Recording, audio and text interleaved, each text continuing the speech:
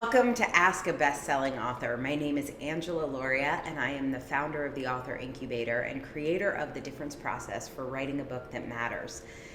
We have not done this before, but we actually got a solicited question.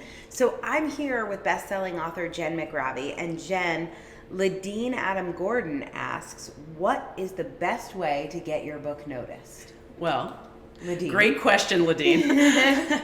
And I will say that probably the first thing you need to do is write the book. And then think about publishing it. So those are the first important things.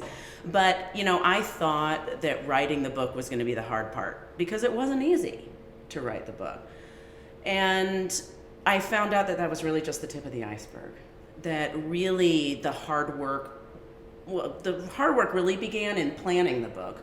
So in writing the book that you want to get noticed, and then you write it. And then after that, it's really important for you to just be willing to talk about your book all the time.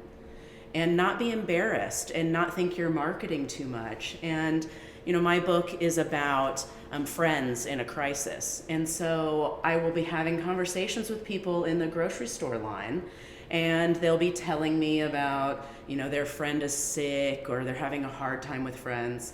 And that happens to me all the time. Does by it the way. really? Yes. I love it. Grocery store line. Become a magnet. I become a magnet for this. And I have to always get over that little bit of fear about putting myself out there and say to them, hey, I wrote a book on that. And 100% of the time, people are impressed. And they think it's great.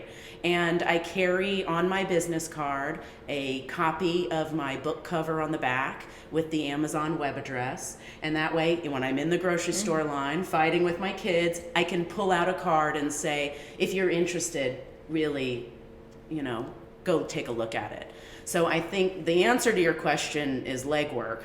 And that legwork comes from being willing to talk about your book at every turn.